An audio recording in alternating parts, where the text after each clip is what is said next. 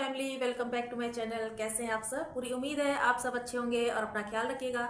तो आप लोगों को तो पता ही होगा कि न्यूजीलैंड जो हायरिंग शुरू कर दी थी और जो दो टाइप की वीजा को लॉन्च करने वाली थी 8 दिसंबर को, तो वो दो वीजा जो हैं वो लॉन्च हो गए हैं। अब जो है आप लोग अपनी अपने लिए जॉब्स जो है वहाँ न्यूजीलैंड में ले सकते हैं। जो दो टाइप के वीजास हैं वो है GWSV वीजा एंड सेकेंड वाला है पीक सीजनल वीजा। तो दोनों वीजा के लिए आप एप्लीकेशन कर सकते हैं। हिंट दे देती हूँ कि जो GWSV वीजा है, ग्लोबल वर्कफोर्स सीजनल वीजा, इसमें आप जो है 12 मंथ्स में आप 9 मंथ्स वर्क कर सकते हैं। और आपका जैसे कि 12 मंथ्स का ईयर होता है, तो 12 मंथ्स में आप 9 मंथ्स वर्क करेंगे और 3 मंथ्स जो है आपको न्यूजीलैंड से बाहर रहना होगा। पीक सीजनल वीजा के बारे में भी है कि पीक सीजनल वीजा में आपको 7 मंथ्स तक आपको वर्क करना होगा और 4 मंथ्स आपको न्यूजीलैंड से बाहर रहना होगा। मीन्स 12 मंथ्स का ईयर है तो आप 7 मंथ्स वर्क करेंगे और 4 मंथ्स आपको न्यूजीलैंड से बाहर या फिर अपनी होम कंट्री आप वापस आ सकते हैं। ईच ईयर आपको ये प्रोसेस जो है फॉलो करना होगा। तो GWSB वीजा जो है 3 इयर्स का होता है। तो 3 इयर्स का वर्क वीजा के लिए आपको ये जो स्टेप्स है इनको फॉलो करने पड़ेंगे ईच ईयर। एंड इस वीजा का प्रोसेसिंग टाइम जो है, दोनों वीजा का प्रोसेसिंग टाइम जो है आपको 3 to 4 वीक्स में आपका ये जो प्रोसेस जो है ये कंप्लीट हो जाता है। लेकिन इसके लिए आपको अगर आपको ये वीजा चाहिए तो इसके लिए आपको सबसे पहले आपको जॉब ऑफर चाहिए, क्योंकि किसी भी कंट्री में जाने के लिए जब आपके पास जॉब नहीं है तो आप कैसे जाएंगे। न्यूजीलैंड के लिए जॉब कैसे सर्च करेंगे इसका मैंने वीडियो ऑलरेडी अपडेट कर दिया है। इसका मैं जो थंबनेल है स्क्रीन पर लगा दूंगी। और इस जॉब के लिए आपको एक्रीडेटेड एम्प्लॉयर चाहिए। तो एक्रीडेटेड एम्प्लॉयर जो है वो कैसे आप सर्च करेंगे?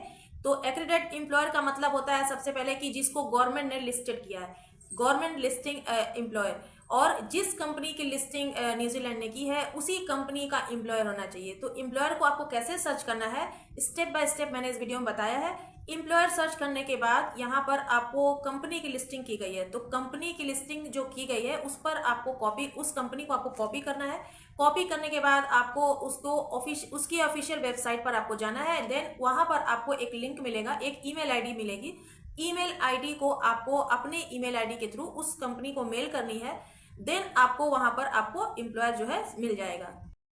सबसे पहले हम लोग यहाँ देख लेते हैं ग्लोबल वर्कफोर्स सीजनल वीजा के बारे में कि इसमें क्या दिखा रहा है। यहाँ पर आप देख सकते हैं कि ये जो ग्लोबल वर्कफोर्स सीजनल वीजा है ये है आपका 9 मंथ्स का। और 12 मंथ्स में आपको 9 मंथ्स जो है यहाँ पर आपको वर्क करना है। और इसकी कॉस्ट जो है ये न्यूजीलैंड डॉलर जो है 1540 न्यूजीलैंड डॉलर में इसकी कॉस्ट है इस वीजा की।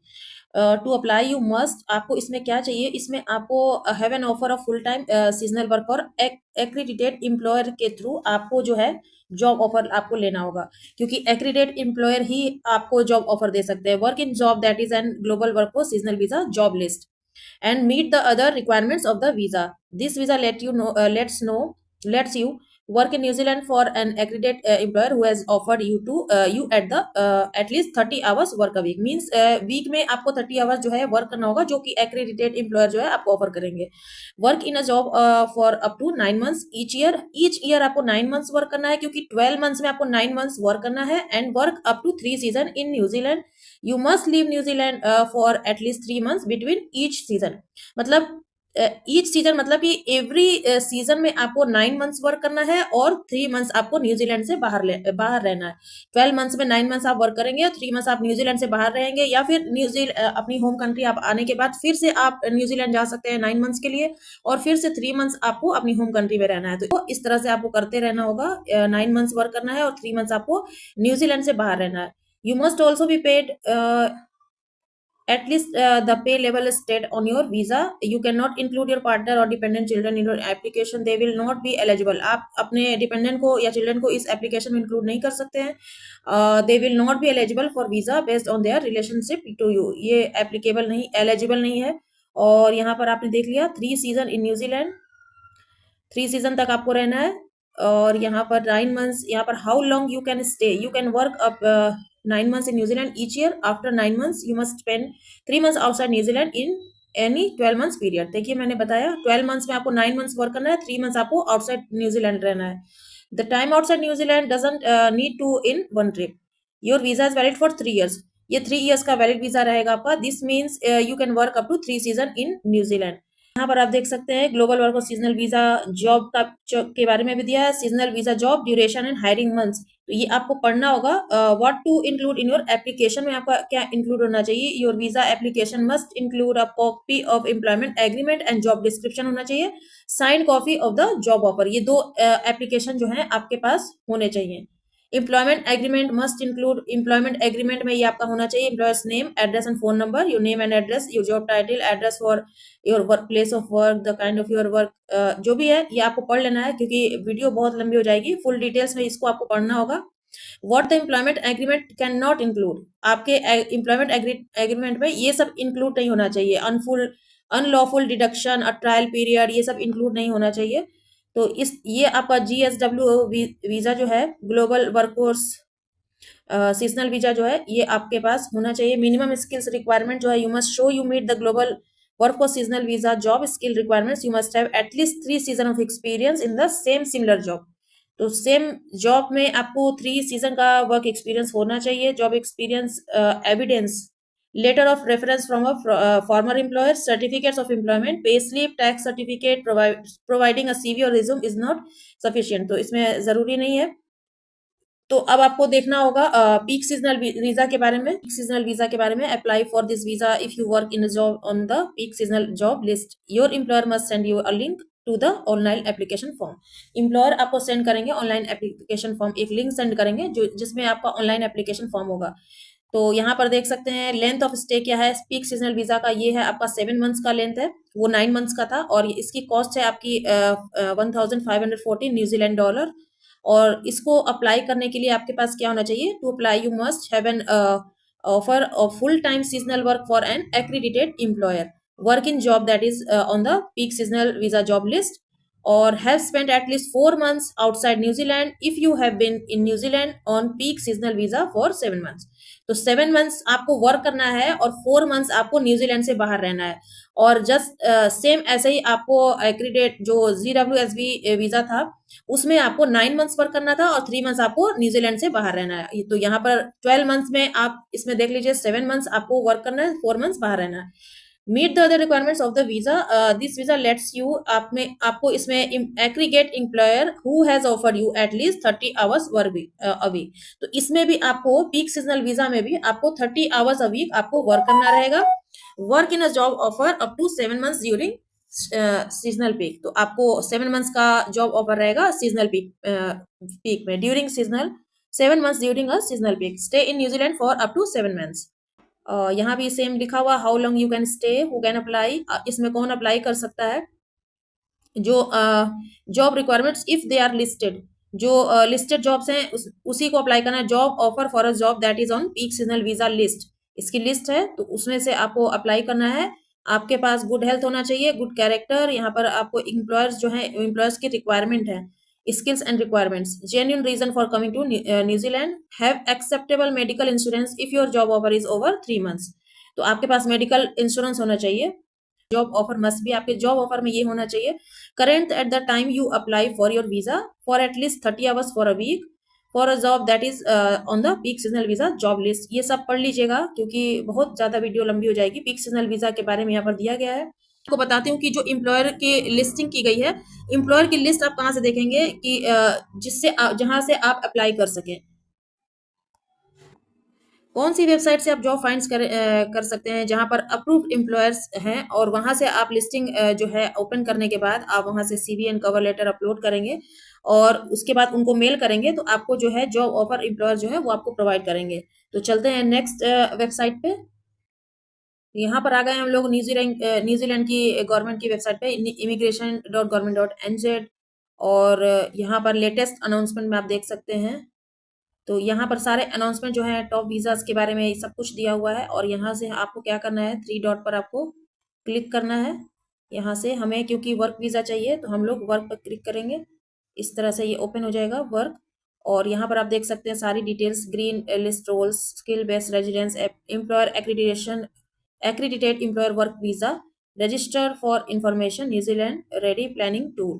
तो यहाँ पर visa for working in New Zealand दिया है और सारे वीजास के बारे में दिया हुआ है। Working holidays visa, finding work in New Zealand, requirement for work visa, यहाँ पर हम लोग देख सकते हैं टाइप्स ऑफ वीज़ा के बारे में, visa for working in New Zealand और वर्किंग इन न्यूजीलैंड के बारे में, वर्क वीजाज के बारे में आप देख सकते हैं। Compare the following work visa to find one that could suit your situation. तो एक्रीडिटेड एम्प्लॉयर वर्क वीजा जो है यहाँ पर उनकी लिस्टिंग की गई है। डोमेस्टिक वर्कर वीजा है, कंट्री स्पेसिफिक वर्क वीजा है, एंटरटेनर्स टैलेंट और स्पेसिफिक पर्पस वर्क वीजा है, फिशिंग वर्कर वीजा है, पार्टनर वर्क वीजा है, religious workers visa, seasonal work visas, trainee work visas, work exchanges visa, बहुत type के visas यहाँ पर दिए गए हैं।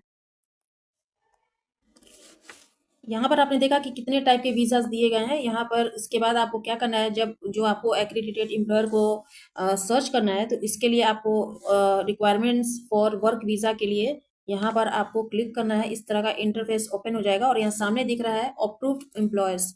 सम work visas require your job to be with an employer who is approved और accredited by immigration New Zealand to hire people from overseas. तो overseas से पीपल को हायर करने के लिए अप्रूव्ड एम्प्लॉयर्स की जरूरत है। तो अप्रूव्ड एम्प्लॉयर्स आपको, अप्रूव्ड एम्प्लॉयर की लिस्टिंग जो है आपको इसी में मिलेंगी और यहाँ से एम्प्लॉयर को आप अपने मेल्स पर CV and cover letter upload करेंगे तो वहां से एम्प्लॉयर जो है आपसे कॉन्टेक्ट करेंगे। तो अप्रूव्ड एम्प्लॉयर्स पर क्लिक करते हैं। इस तरह से आप देख सकते हैं seasonal recognise seasonal employers list यहाँ पर दी गई है।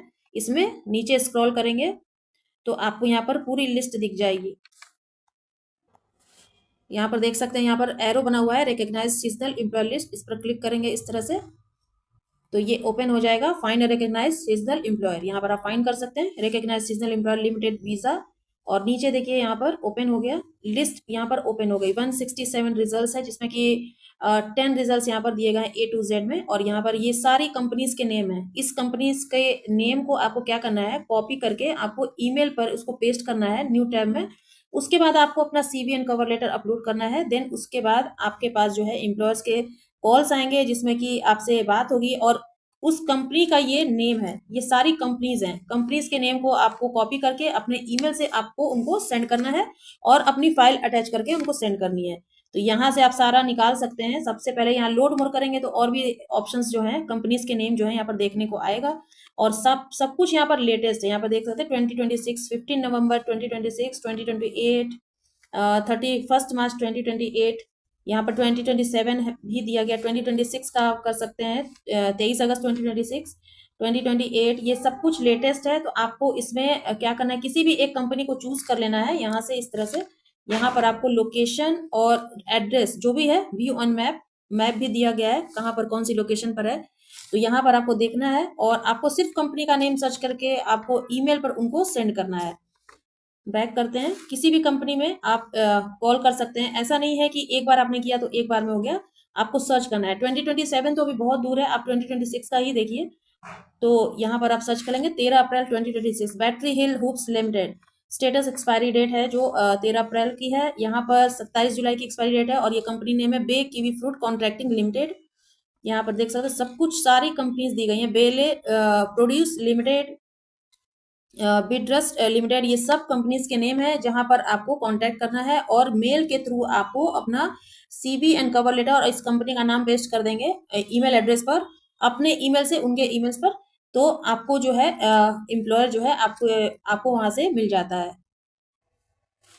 आपको यहाँ पर ये जो लिस्टिंग की गई है एम्प्लॉयर्स की, यहाँ पर आप देख सकते हैं, इसको आपको इस तरह से कॉपी कर लेना है। कॉपी करके आपको अपने ईमेल से आप न्यू टैब में जाएंगे तो न्यू टैब पर इस कंपनी को सर्च करना है और सर्च करने के बाद इस कंपनी को जब आप ओपन करेंगे तो उसकी ईमेल आईडी दी हुई होगी। तो ईमेल आईडी से आपको अपनी ईमेल आईडी से इस कंपनी को मेल करनी है, उसमें एक अपना फाइल अटैच करना है सीवी एंड कवर लेटर का, देन उसको सेंड करना है। तो आपको जो है एम्प्लॉयर की तरफ से आपको मेल्स आएंगी और देन उसके बाद का जो प्रोसेस है वो स्टार्ट हो जाए। जब भी आप मेल करेंगे तो मेल करते टाइम आपको वहां पर अपने डिटेल्स सब्जेक्ट्स में देना होगा कि आप कौन सी वीजा के लिए एप्लीकेशन कर रहे हैं, GWSB वीजा या फिर पीक सीजनल वीजा।